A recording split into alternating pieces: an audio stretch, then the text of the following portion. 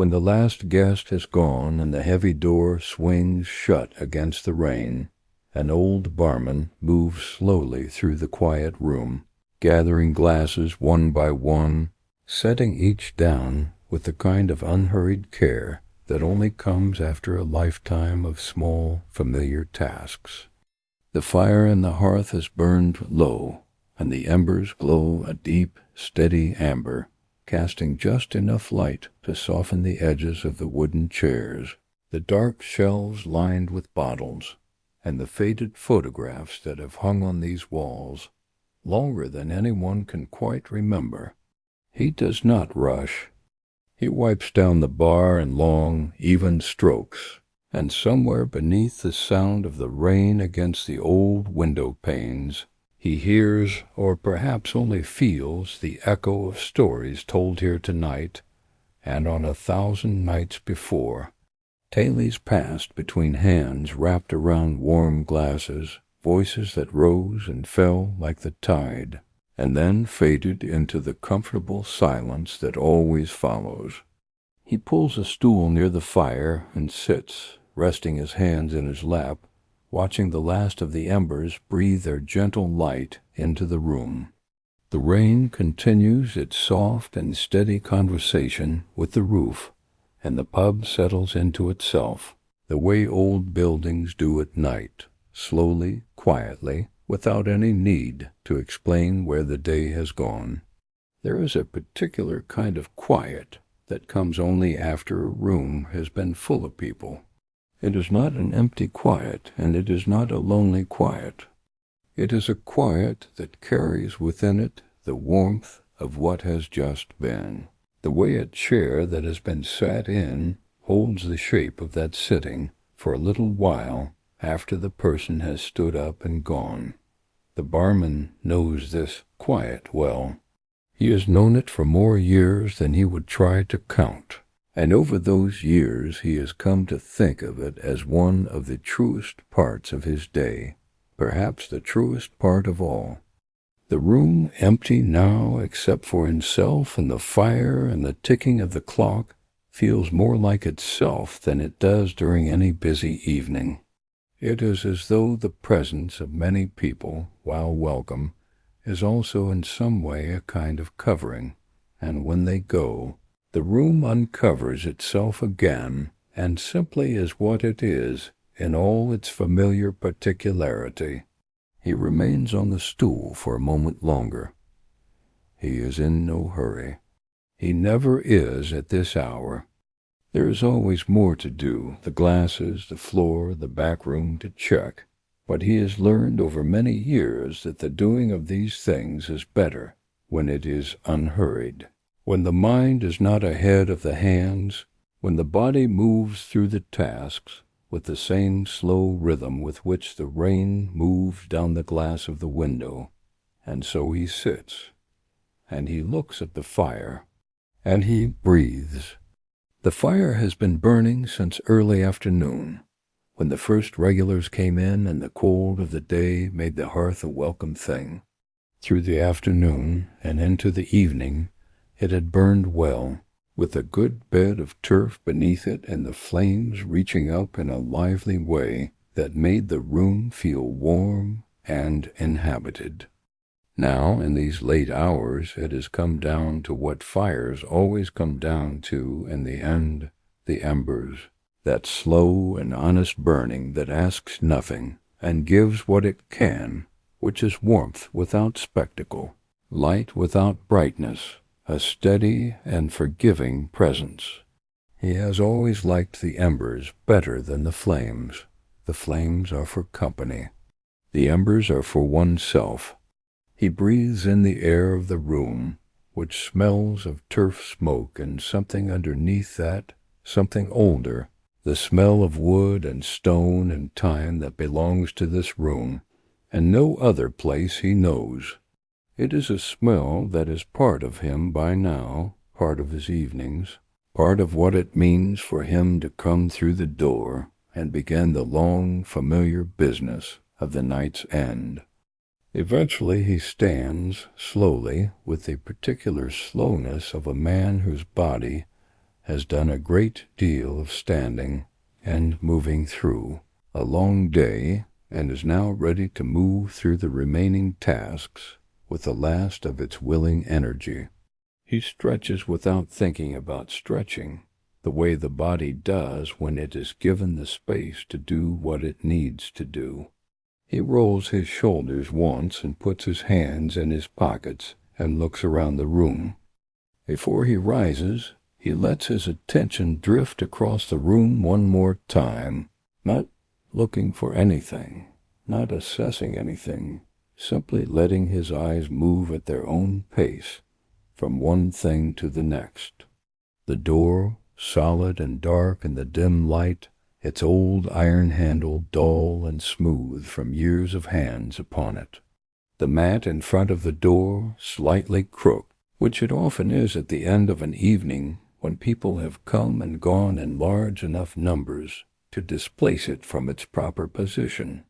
He will straighten it before he leaves. He always does. The coat rack beside the door, now empty of everything except his own coat. The small shelf above the coat rack, where there is a ceramic pot that holds a few dried flowers and a small piece of driftwood that someone left behind years ago, and that has simply remained because it seemed to belong there. The table nearest the door, which still has a faint ring on its surface from a glass set down without a mat. Not tonight's ring, or not only tonight's, but the accumulated rings of many evenings, each one faint but present, telling something about the life of the table that no one has been keeping track of, but that the wood has quietly recorded.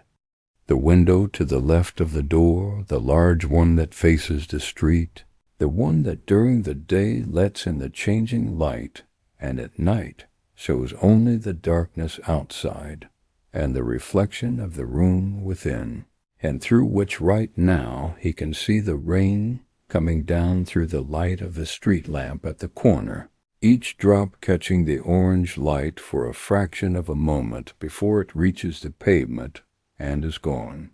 He is comfortable sitting here. He does not feel the need to move before he is ready. The tasks will wait, as they always wait. The room has waited all evening for this quiet, and it does not mind waiting a little longer while he gathers himself for the last of the evening's work. There are several things that need doing. He knows them without needing to list them. They are the same things that need doing every night, in the same order, and his mind barely needs to engage with them, because the body knows the sequence by now the way it knows the buttons of a coat or the steps of a staircase it has climbed 10,000 times. He will collect the remaining glasses. He will wash them. He will wipe down the bar and the tables. He will sweep the floor and then mop it. He will check the back room and the storeroom. He will see to the fire. He will put on his coat and his hat and step out into the rain and lock the door behind him. And that will be the end of another night. He begins with the glasses. There are perhaps 8 or 10 of them left on the tables, the last ones that were set down by the last handful of people before they put on their coats and said their good night, and walked out into the rain. He moves from table to table, lifting each glass carefully, holding it so that the small amount of liquid remaining tilts to one side without spilling, carrying 2 or 3 at a time in the way that long practice has taught him, his fingers finding the right positions without thought. He sets them on the bar in a row, some still holding a finger of dark beer, some empty, some leaving a faint ring of moisture on the wood where they had been sitting. He carries them in batches to the sink behind the bar. The sink is deep and wide, and the water comes from the tap in a thin but steady stream that he adjusts without looking, finding the right temperature by feel the way one finds anything that one has found 1,000 times before. He washes each glass by hand, the way he always has, turning it in the water, running the cloth around the inside and the rim, holding it up briefly to the low light to check for streaks, setting it on the draining board upside down. He does not rush this. The glasses do not require rushing. They require a certain care, a certain attention, and that attention comes most easily when the mind is quiet and the hands are allowed to do what they know how to do. The sound of the water in the sink and the sound of the rain against the window are not so different from each other. Both are a kind of steady, liquid murmuring, a sound that does not demand anything but simply accompanies, the way certain kinds of music accompany certain kinds of evenings without either one needing the other, but each being the better for the presence of the other. He listens to both without separating them, the indoor water and the outdoor rain blurring together in the background of his awareness, while his hands move through the glasses one by one. When the glasses are done, he sets the last one on the draining board and turns off the tap and dries his hands on the cloth that hangs from the rail beneath the bar. He drapes the cloth over the edge of the sink to dry. He looks at the row of glasses on the draining board for a moment, and then he begins to put them away, lifting each one and carrying it to the shelf where it belongs, sliding it into its place among the others. The sound they make as he sets them down is a small, clean sound, like the sound of something being finished. He runs his hand along the bar counter. He has wiped it already once tonight, before the last people left, but he will wipe it again now, because it is what he does, and because the act of wiping the bar is one of those things that belongs to the ending of the evening, the way breathing belongs to sleep, not something one thinks about, simply something that is part of what closing the night requires. He takes a fresh cloth from beneath the counter and weights it slightly at the sink and begins at the far end, moving toward him in long, slow strokes. The wood is dark and worn smooth in the places where it has been most touched over the years, and in those places it catches even the low light in a way that makes it look almost polished. He moves the cloth over those places the same as the rest, not lingering, not hurrying. The clock on the shelf above the fireplace ticks its steady tick. He has heard that clock so many times that he no longer notices it the way one notices a new sound, but he is always aware of it in a peripheral way, the way one is aware of one's own breathing when the room is quiet enough to hear it. It is a wooden clock, not particularly old or particularly fine, but it has been on that shelf for as long as he can remember, and its tick has marked the passing of so many evenings that he would miss it deeply if it were ever to stop, not because he needs to know the time, but because the tick is part of the room's voice, part of what the room says when everything else has gone quiet. He finishes wiping the bar and rinses the cloth and drapes it beside the first one over the rail. He looks at the counter, which is bare and clean, and then he looks at the room. The tables are empty now except for the chairs that stand around them, some still slightly crooked where they were pushed back by the last people to sit in them. He moves to the nearest table and straightens the chairs, one at a time, turning them slightly, pulling them in or pushing them back until they sit right. He moves to the next table and does the same, and the next. There are 5 tables in the main room, and he takes his time with each of them, and by the time the last chair is in its place, the room has a different quality than it did before, more settled, more as it ought to be, as though the chairs themselves are more comfortable when they are where they belong. He goes to the small window in the corner, the one that faces the side street rather than the main road. The glass is cold when he touches it, and on the other side the rain runs in thin, branching lines down the pane, catching the very faint light from the street lamp at the corner of the side street in a way that makes it look like slow, dark rivers on the glass. He stands and looks at it for a while.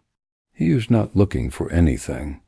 He is simply looking, the way the mind sometimes wants to look at moving things when the rest of the world is still. The slow movement of the rain on the glass, providing something for the eyes to follow, without any need for the mind to do anything at all. After a while, he turns back to the room. He goes behind the bar and through the small doorway into the back room, where the kegs are kept and the boxes of supplies, and where there is a small table and a chair that he sometimes uses when the evenings are long and there is paperwork to do. The back room is darker than the main room, lit only by the single bulb that hangs from the ceiling on a short cord, and it smells differently, more of cold stone and cardboard and the particular mineral smell of the cellar below, which comes up through the stone floor in the colder months. He checks the kegs, running his hand along the lines the way he was taught to do, checking the connections without any real thought, simply going through the motions that years of doing them have made automatic. Everything is in order. The kegs are as they should be. The connections are firm. The temperature is what it ought to be for the night. He checks the lock on the back door, which leads to the small yard behind the building.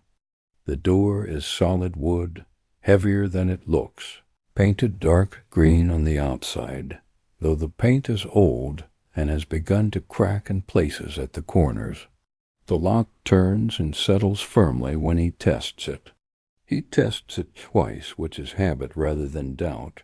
The door is always locked, has been locked every night for years. But the testing of it is part of what the end of the evening means, part of the sequence of small certainties that he moves through when the room is empty and the night is settling in. He goes back through to the main room. The fire has dimmed a little more since he was last by it, and the light it gives is softer and more orange, the kind of light that makes all the edges in the room look softer too. The corners of the chairs and the shelves in the bar all slightly rounded in the warm, low glow. He goes to the hearth and crouches down in front of it, resting his arms on his knees, and he looks at the embers. There is something about the embers at this stage of the evening that he has never quite been able to put into words. They are not dramatic, they are not bright. They do not flicker or leap. They simply glow, and in the glowing there is a kind of patience that he has always found comforting, the patience of something that has done its work and is now winding down in its own time, without rushing, without any need for acknowledgment.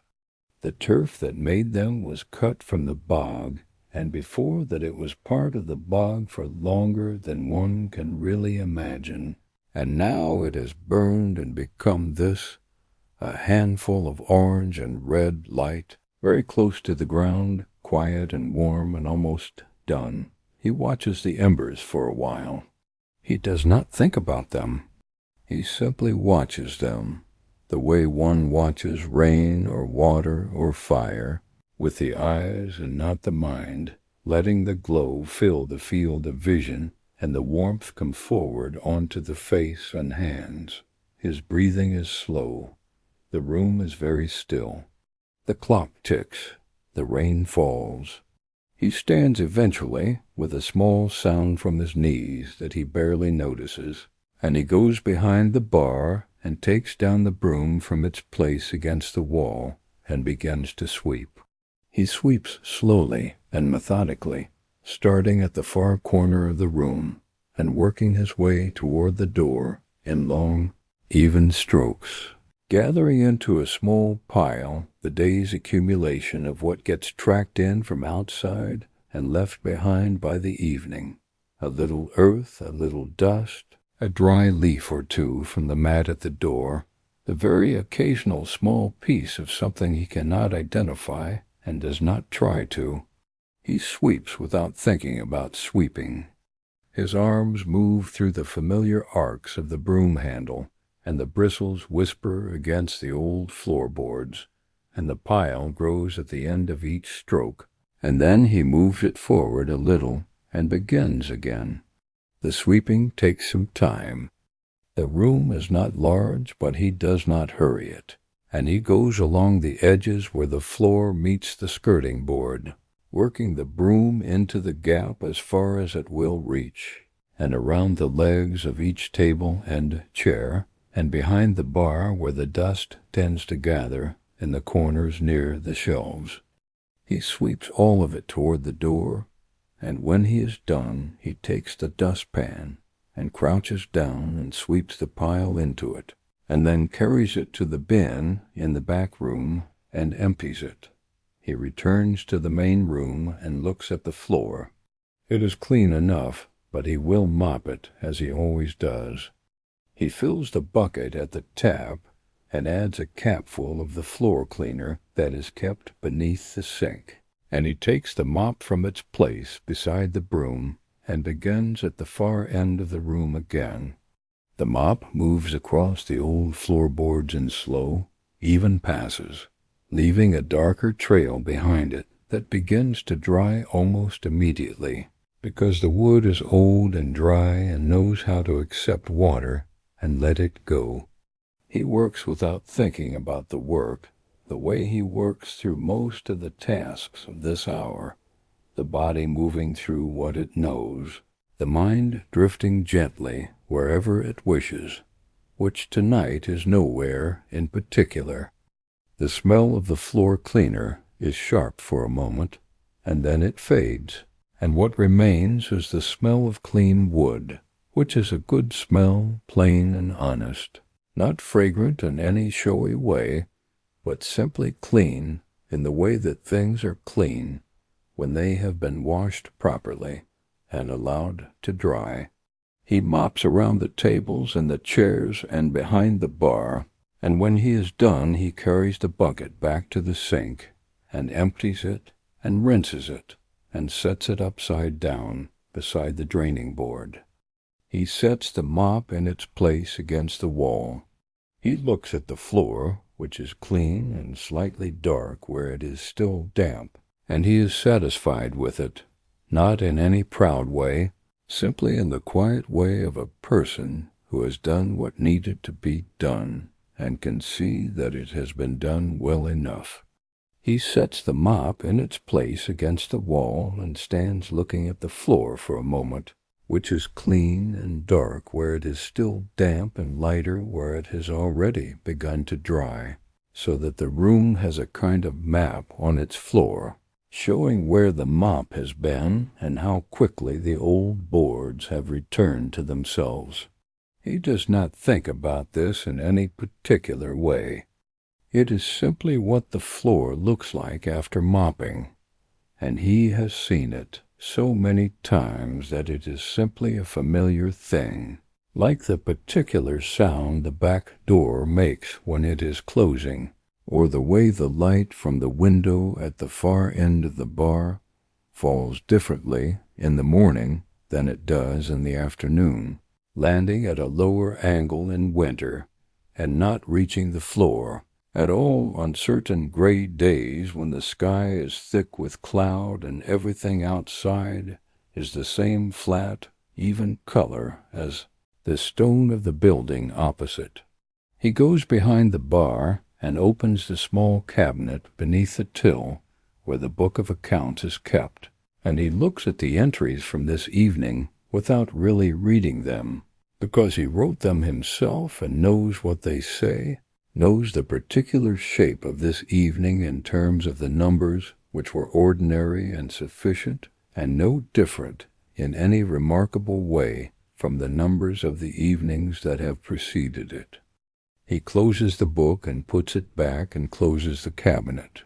He straightens the row of bottles on the shelf behind the bar, though they do not need straightening. He runs a finger along the top of the nearest one, feeling the smoothness of the glass, the slight tackiness that glass acquires over time in a room where there is fire and warmth and the movement of people. He wipes his finger on the cloth and lets his hand drop. He walks to the window and stands with his hands in his pockets and looks out at the street. The rain is steady. The lamp at the corner is steady. The street is empty and wet and dark beyond the lamp, and the buildings opposite are large, dark shapes against a sky that is uniformly dark. No stars, no break in the cloud, nothing but the even darkness above the even darkness of the roof lines.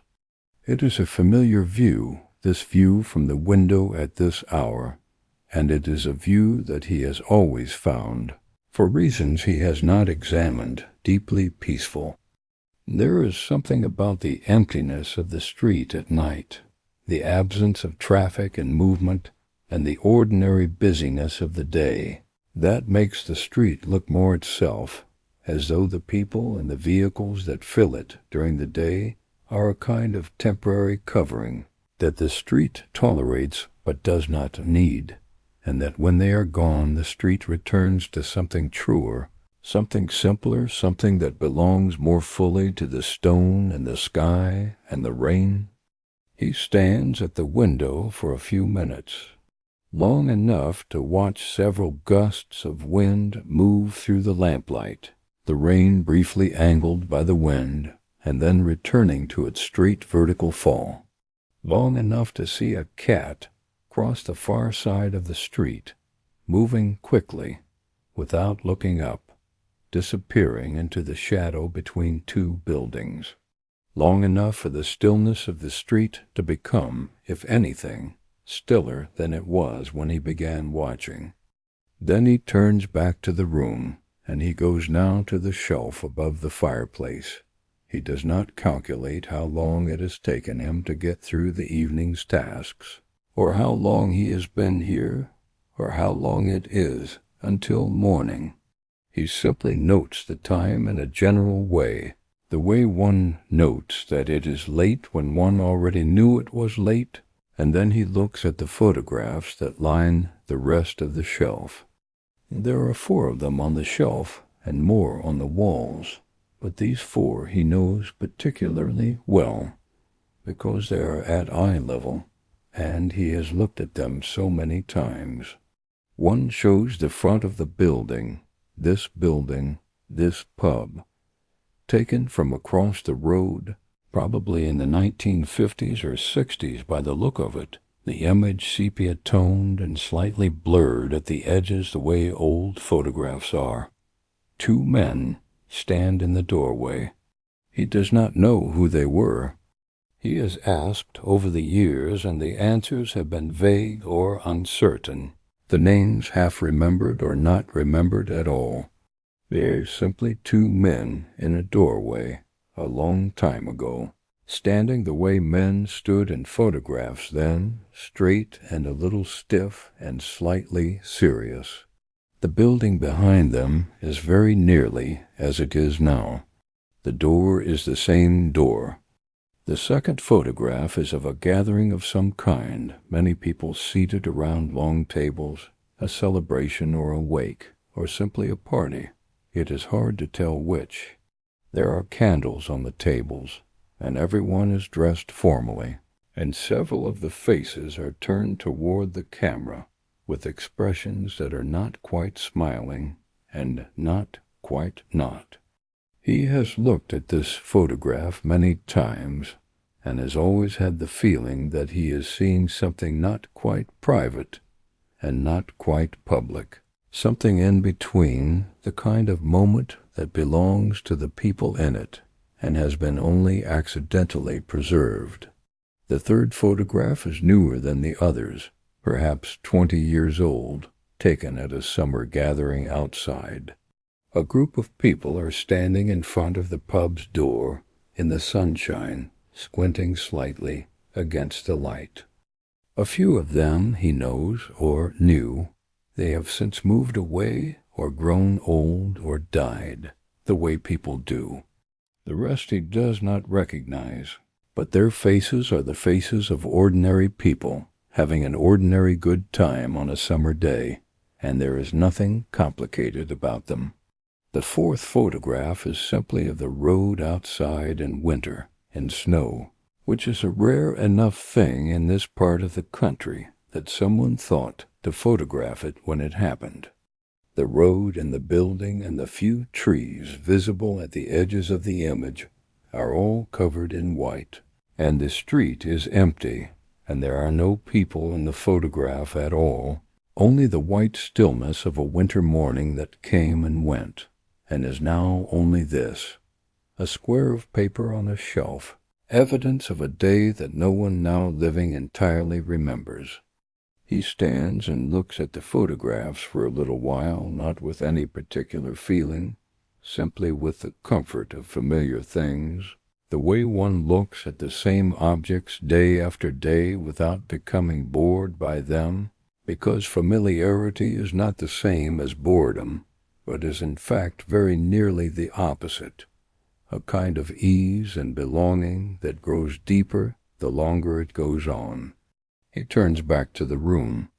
There is nothing left to do, or very little. He will check the front door is locked once he leaves, and he will take down his coat and put it on. But for now there is nothing that requires doing, and he allows himself another few minutes by the fire, or what remains of it, before he goes. He brings the stool a little closer to the hearth and sits down, and he rests his hands on his knees and looks at the embers. They are lower now than they were when the evening started. They are lower even than they were an hour ago. The orange is going out of them, and a gray is coming in at the edges, the gray of ash that comes when the burning is nearly done, and the heat they are giving off is gentle, and even more felt than seen. He is comfortable. He is not particularly thinking of anything. His eyes rest on the glow without effort, and his breath comes and goes without effort, and the clock ticks on the shelf behind him, and the rain comes down on the roof and the window, and nothing is required of him but this, to sit and to breathe, and to be here in this room for a few more minutes before the night finishes itself, and he goes home. He thinks in the loose and undemanding way of late evenings about the people who came in tonight. He does not think about them in any ordered or analytical way. They simply drift through the surface of his awareness, the way things drift when the mind is quiet and the eyes are resting on something warm and low. There was the man with the newspaper who came in after 3 and stayed until 6, reading the same pages over and over without seeming to mind. There was the woman who ordered tea twice and made no comment on anything, but sat by the side window and looked out at the rain in a way that seemed peaceful.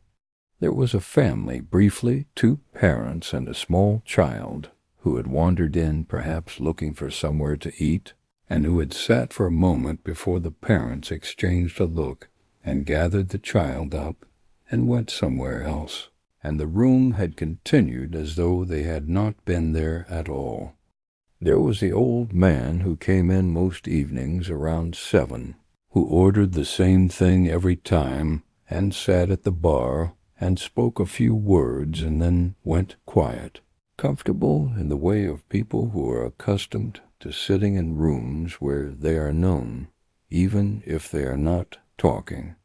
He and the barman had exchanged the usual words about the rain, about the evening, about something on the radio earlier that they had both noticed, and then they had been quiet together in the easy way of 2 people who have been quiet together many times before and know longer need conversation to fill the silence between them. The old man had left before 10, as he usually did, putting on his cap and nodding once and going out into the rain, and the barman had watched him go and then turned back to the bar, and that was all. There was, at the end of the evening, a group of 4 who came in late, still damp from the rain, who sat in the back corner and spoke low and stayed until he called time, and who left together, all 4 of them going out the door in a single movement, their voices carrying, for a moment on the night air, before the door closed, and the sound of them was gone. He does not hold on to any of this. It is not the kind of thinking that requires holding on to. It is more like watching things float past, acknowledging them without reaching for them, letting them come and go the way everything comes and goes through a room like this over the course of a long evening. The room receives people and the room releases them, and then the room is itself again, as it is now, empty and quiet and entirely comfortable in its emptiness and quiet. The fire is very low. He leans forward slightly and looks at the grate and sees that there is very little left to burn, only the last of the embers at the bottom of the grate, pale and orange and small. They will be out before morning, long before morning. The stone of the hearth will hold the warmth for a little while after that, and then the cold of the night will find its way in through the old stones, and the hearth will be cold and gray and dry by the time the next day starts. He sits back.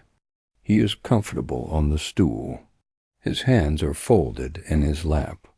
The room is dim and warm in a fading way, and the rain is very steady outside, and the clock ticks and his eyes are half closed, not with sleep, but with the particular heaviness that comes at the end of a long, ordinary day, when the body is ready to rest, but the mind is still gently present, still noting the world around it with a mild and unfocused attention.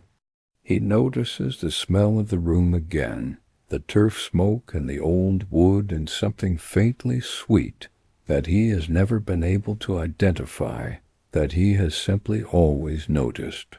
He notices the sound of the rain, which has not changed all evening, which is one of the things he likes about steady rain, the way it establishes itself and stays, a reliable sound, a backdrop that does not shift or surprise. He notices the particular way the low light of the embers touches the underside of the bar counter and the legs of the nearest chairs, painting them in a warm and fading amber, making them look older and more themselves than they do in the brightness of the day.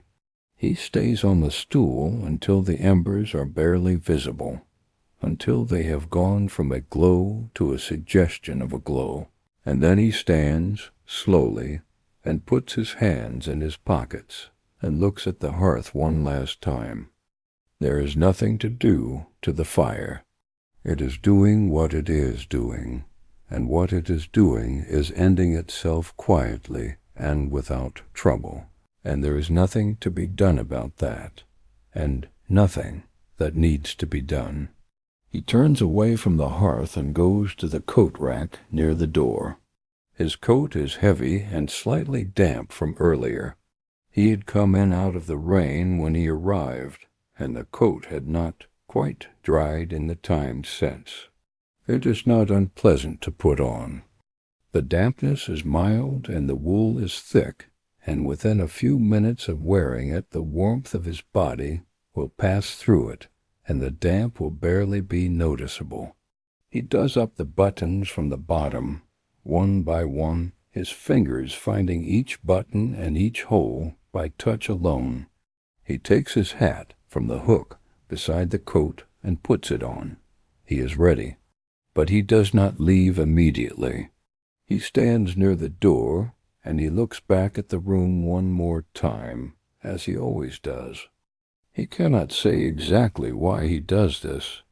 It is not a sentimental gesture, or not only that. It is more like the closing of a chapter, or the setting down of a book, a deliberate pause at the end of one thing before the beginning of the next, a small act of acknowledgement that something has been and is now over for tonight. The room is dark except for the very last of the fire's light, which falls across the nearest part of the floor and the underside of the nearest table in a pale and orange wash that is already, even as he watches it, growing paler. The chairs are in their places. The bar is clean. The glasses are on their shelves. The photographs are on their walls. The clock is on its shelf, ticking steadily in the way that it ticks every night, through the long hours after he leaves and before he comes back. Everything is as it should be. Everything is as it always is. He turns and opens the door, and the night air comes in around him, cool and wet and carrying the sound of the rain on the pavement and the roof and the street. He steps out and he pulls the door closed behind him, and he tries the handle once firmly and the lock holds, and he stands for a moment under the narrow roof above the door, in the small shelter it provides, and he listens to the rain. It is the same rain it has been all evening. It has not changed. It comes down in a steady and unhurried fall, even and quiet, landing on the stone step and the pavement with a sound that is barely a sound, more a texture than a noise, a continuous fine pattering that is almost below the threshold of hearing, but is always there when one listens for it. He tilts his face up slightly, not enough to let the rain reach his face, just enough to see the night sky above the roofline of the buildings opposite, which is dark and low and entirely without stars.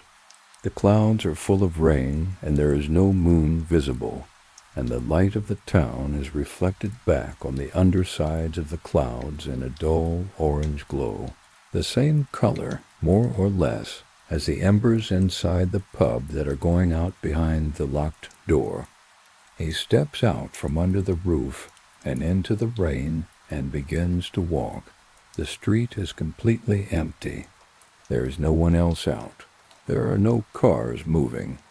The street lamp at the corner lights a small area of the world, the corner of the road, the wet pavement, the dark stone of the building on the corner, and the rain falling through the lamplight in thin silver lines, and he walks through it without pausing.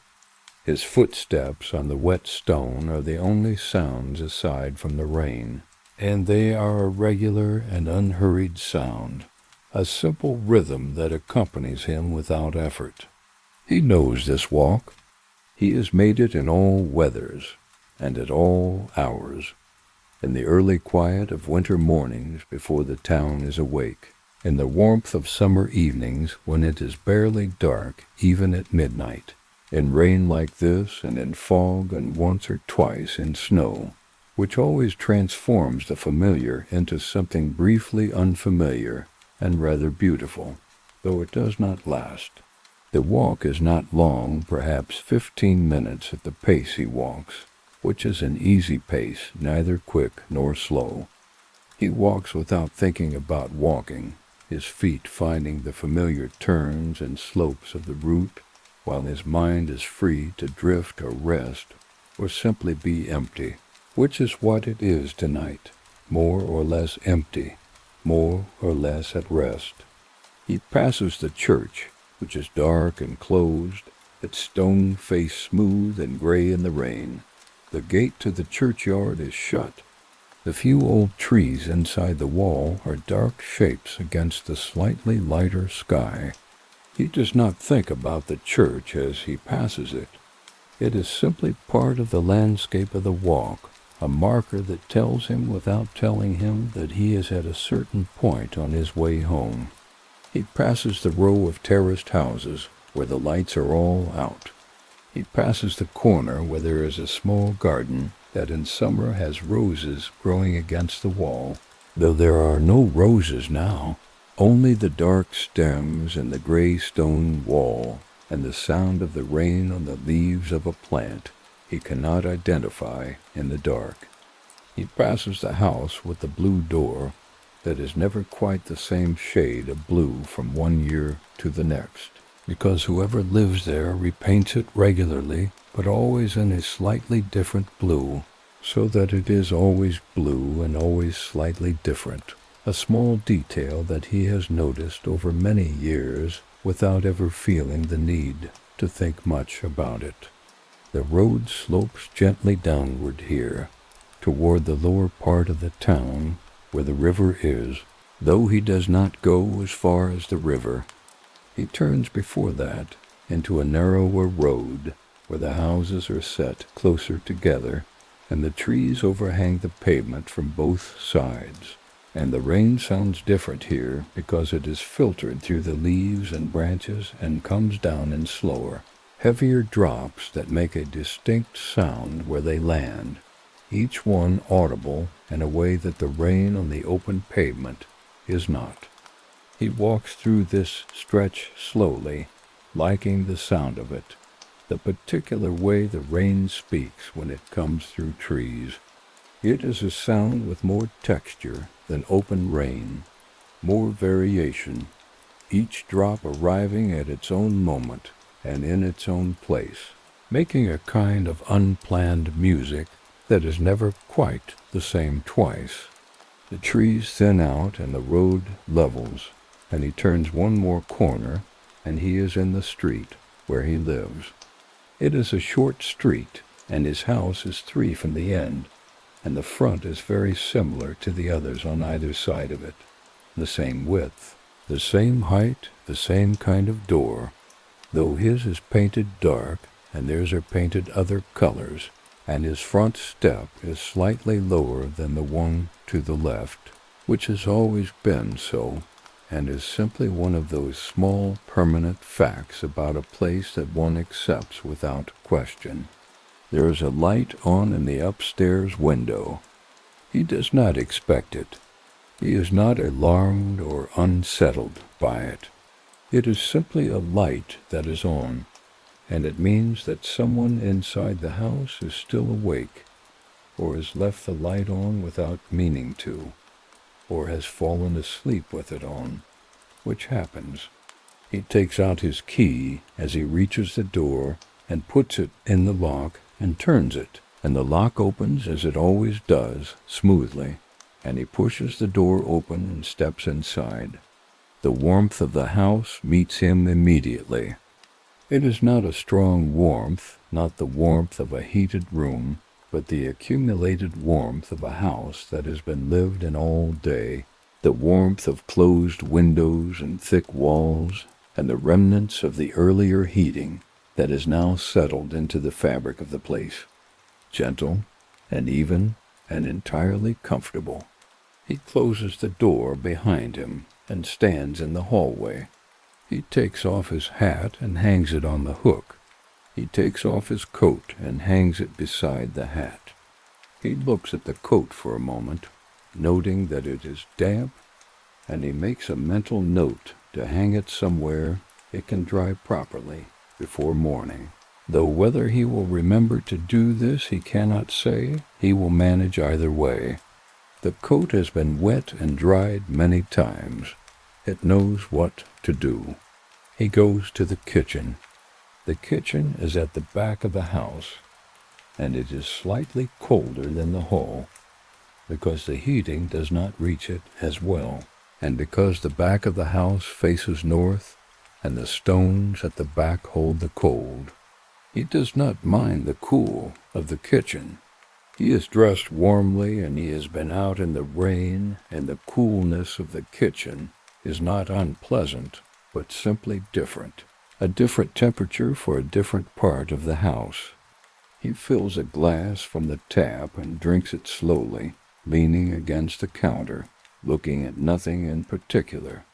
The water is cold and clean, and it is what he wanted without knowing he wanted it. The simple, direct satisfaction of something the body needed and has now received. He finishes the glass and sets it in the sink. He looks out the kitchen window for a moment. Outside is the small garden at the back, which he cannot see now because it is dark, but he is aware of it out there in the rain, the grass wet and the shrubs heavy with water, and the path that goes along the side of the house dark and slick. He has been meaning to do things to that garden since the spring, and he has not done most of them, and that is fine. The garden does not require him. It manages on its own, more or less.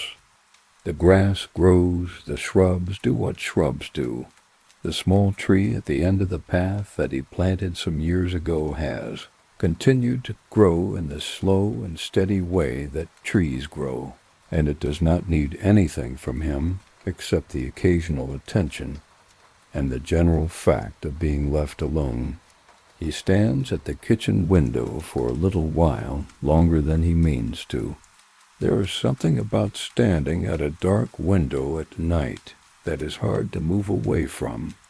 The glass is slightly fogged near the bottom, where the warm air of the kitchen meets the cold glass, and the rain runs down the outside in thin lines that he cannot quite see, but knows are there. The garden beyond is only an absence, a dark shape that his mind fills in from memory. The grass, the path, the shed at the far end, the old stone wall that was there before the house, and that will likely be there after it, patient and gray and indifferent to time. He sets the glass on the draining board, and he dries his hands on the cloth by the sink, and he stands for one more moment in the quiet of the kitchen, listening to the house, which has the sounds that houses have in the late hours, the small sounds of pipes and beams and plaster doing what they do in the dark, settling, adjusting, breathing in the slow and structural way of things that are very old and have been adjusted and settled so many times that the settling is simply part of what they do, the way breathing is simply part of what a body does. He has lived in this house for a very long time, long enough that it has become part of how he thinks of himself, inseparable from the routine of his days and evenings in the way that a coat is inseparable from the cold, or a chair from the end of a long day. The house is nothing remarkable, nothing that would draw a second look from anyone passing on the street. It is an ordinary house in an ordinary row of houses, in an ordinary part of an ordinary town, but it is his, and it is where he returns at the end of every evening, and the returning to it is something he does not think about because it is so much a part of what an evening is that thinking about it would be like thinking about the fact of breathing, possible, but not necessary, and not something one tends to do when one is already breathing quite well. He turns off the kitchen light and goes back down the hallway, falling in a warm rectangle on the landing wall. He goes up the stairs, holding the railing with one hand, his footsteps quiet on the carpet. The stairs make no sound.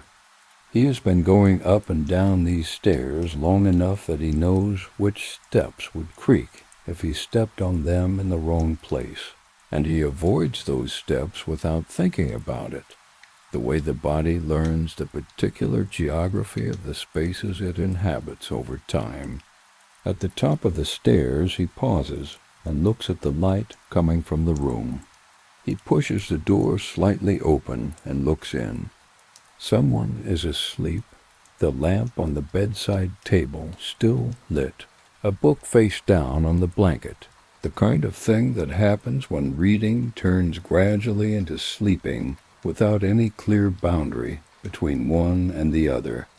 He goes in quietly and picks up the book and sets it on the table, and he turns off the lamp, and the room is dark. He stands in the dark for a moment in the sound of steady breathing, and then he goes out and pulls the door almost closed behind him, leaving just the small gap through which he pushed it. He goes to the other room, the room he uses, and he sits on the edge of the bed in the dark. He does not turn on the light. He does not need it. He sits and he takes off his shoes one at a time and places them on the floor beside the bed, and he takes off his outer things and lays them across the chair by the window, and then he lies down and pulls the blanket up. The room is dark. The rain is outside, falling on the roof just above him, on the window beside him, on the garden below. He can hear it clearly in the quiet of the room, that same steady, patient sound it has made all evening, unchanged. He has been listening to it on and off, without meaning to listen to it, for the entirety of the night, and now it continues simply as part of what the night is, a background against which everything else occurs, and against which now nothing else occurs, only the dark and the warmth of the blanket and the sound of his own breathing, which slows without effort, the way breathing slows when the body is warm and the mind is quiet. He closes his eyes. The rain continues. The dark is complete and comfortable, without edges. The room he sleeps in is the back room of the house, the one that overlooks the garden. He chose it for that reason, years ago, when the choice was first made, not for any practical consideration, but because he liked the idea of waking up to the garden rather than the street, liked the way the light came in from the east in the mornings, and fell across the floor in long pale bars, liked the way the sounds from the garden were different from the sounds of the street, quieter and greener, the birds in the morning rather than the traffic, the wind in the small tree rather than the sounds of people going by. It was a small preference, and he could not have said that it had made any great difference to his life, but the room had become over time so entirely his own that he could no more imagine sleeping in a different room than he could imagine living in a different house, or walking a different way home from the pub, or sitting on a different stool at the end of a long evening. The rain on the roof above him is very close, because the room is at the top of the house, and the ceiling is not far above the bed, and in quiet weather he can sometimes hear the birds on the slates, or the sound of the wind finding the gap at the chimney. Tonight there is only the rain, which is everywhere and even, and asks nothing of him except to be heard, which he does without effort, without intention, simply lying in the dark with the rain on the roof and the warmth of the blanket and the slow and deepening quiet of a mind that has done what it needed to do today and is now releasing itself from the obligation of thinking, the way a hand releases something it has been holding when the holding is no longer necessary. There is nothing he has forgotten to do. There is nothing he has left undone that could not wait until morning, and in the morning it will wait for him, as it always does, patient and unchanged, the tasks of the new day arranged in their familiar order, simple and sufficient, as they always are. He does not think about this. He does not plan. He does not make lists or run through tomorrow's schedule or consider what the weather might be or what the evening will bring. All of that is for tomorrow, and tomorrow is not here yet, and may as well be on the other side of the world for all that matters now, in the dark, in the warmth, in the rain. His breathing is slow. It is slower than it was when he first lay down, and it will be slower still in a little while, slower and deeper and more even, the body taking care of itself the way it always does when it is allowed to, when the mind stops offering it things to do and simply lets it be what it is, which is tired in a comfortable and familiar way and ready. There is nothing else. Only this. There is nowhere that needs to be reached. The pub is locked and the glasses are washed, and the fire is going out in the hearth behind the locked door, and the clock is ticking on the shelf, and the photographs are on their walls, and none of it requires anything from him now. All of it is as it is, and will be so until morning, doing what it does, the clock ticking, the embers cooling, the rain falling, the dark holding its steady quiet over the empty room. He does not think about any of this. He has gone beyond thinking, or thinking has gone beyond him, the way it does when the body is warm and the mind is finally, gratefully given permission to be still. There are no thoughts that need thinking. There are no decisions that need making. There is only the dark and the warmth and the rain and the breathing, his and the houses and the nights, all of it falling into the same slow rhythm, the same even pace, the same unremarkable and deeply restful nothing. Outside the rain continues. It falls on the roof and on the window and on the garden and on the road beyond the gate and on the rooftops of all the other houses in the street where everyone is asleep or very nearly so. It falls on the town, on the roads and the pavements and the parked cars and the river at the bottom of the hill, which is running higher than usual because of the rain. It sounds slightly louder than it is in dry weather. It falls on the fields beyond the town and on the hedgerows where everything is wet and dark. It falls on the hills that rise to the east where there are no houses and no roads, only the old ground that has been here much longer than any of this, patient and dark and holding itself against the rain the way it always has. The pub is dark and closed. The fire is nearly out. The clock ticks. The bottles on the shelves are still. The photographs on the walls are still. The chairs are in their places. The bar is clean and bare. The door is locked. The floor is dry. The back room is quiet. The kegs stand in their places, cool and patient, waiting for tomorrow. The glass on the draining board is dry now, or very nearly. The cloths are draped over the rail to dry. The broom is in its corner. The bucket is upended beside the sink. Everything is as it should be. Everything is as it always is. The room holds itself in the dark and the quiet the way rooms do when there is no one in them, simply being what it is, without performance and without need, resting in the long and familiar dark that comes between the closing of one night and the opening of the next day. The rain falls on the roof of the pub. It has been falling all evening, and it will go on falling for some time, yet through the small hours, and perhaps into the early morning, when the sky will begin its slow lightening from the east, and the gray will come into the world again, and the day will begin its preparations. But that is hours away. That is another thing entirely.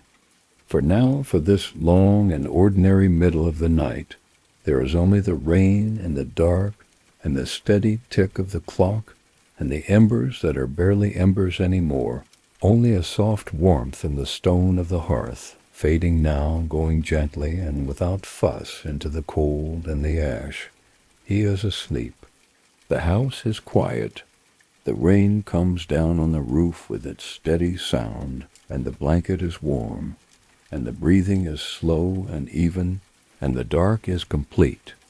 The pub is sleeping too, in the way that buildings sleep, which is the same as the way they are always, but without the weight of people in them, without the sound of voices, or the heat of the fire, or the light of the lamps.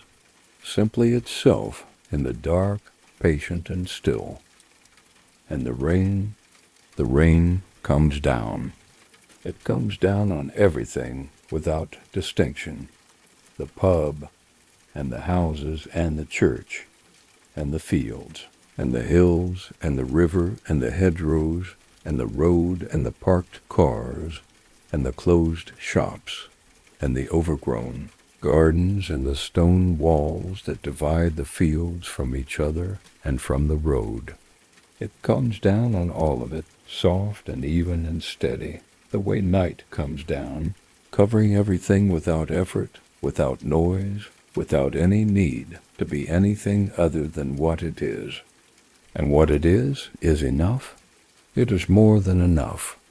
It is the rain and the dark and the quiet, and the slow breathing of a town that is sleeping, and the sound of the clock in the empty pub keeping its steady time through the dark hours, and the embers that are now only ash, and the photographs on the walls that no one is looking at, and the closed door and the locked latch and the wet stone step, and the narrow shelter of the eave above it, still dripping in a thin and steady stream that makes its small sound where it meets the stone and disappears. All of it is there. All of it continues quietly, without anyone needing to watch it or tend to it or account for it. The night holds it all in its long, dark arms, and the rain continues its conversation with the roof, and the clock ticks on, and the town sleeps, and the fields beyond the town hold their quiet, and the hills beyond the fields hold their older quiet, and the sky above the hills holds a deeper quiet still.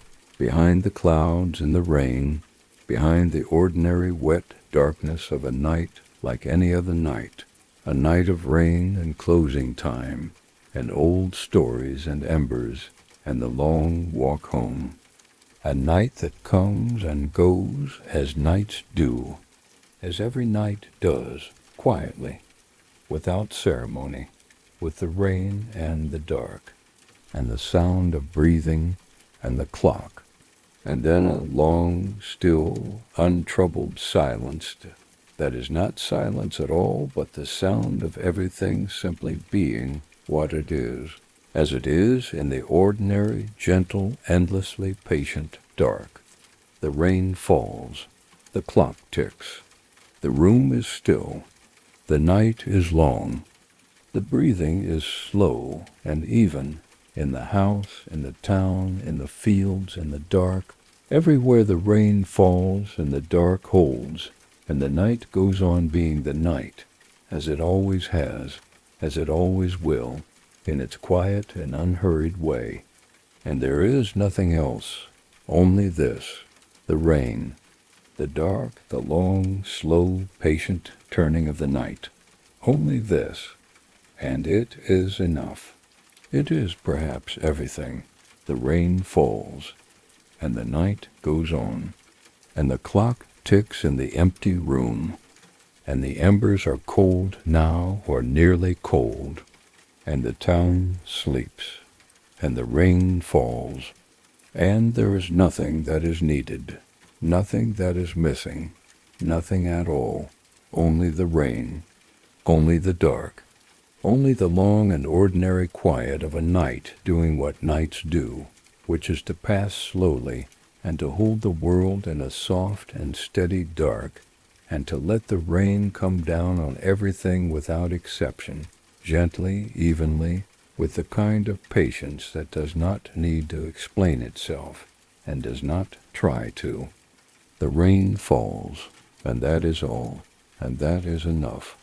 The clock ticks, the town sleeps, the rain falls, and in the morning everything will begin again, as it always does, slowly, without ceremony, in the ordinary and unremarkable way that mornings begin, the light coming first, gray and then pale, and then the birds, and then the sounds of the world waking, and the door of the pub unlocking, and the fire being laid again, and the day beginning its patient turn toward evening, and then toward closing time, and then toward another long and quiet night. But that is tomorrow, and tonight is tonight, and the rain is falling, and the dark is deep, and everything is still, and everything is resting, and the barman is asleep, and the pub is asleep, and the town is asleep, and the rain goes on falling on all of it, soft and steady and without end, the way rain falls when it is settled into itself, when it has found its rhythm and is content to keep it, when it is simply being rain in the dark, in the quiet, over a sleeping town, over the fields, over the hills, over everything, the rain, the dark, the quiet, the long, slow breathing night. Only this,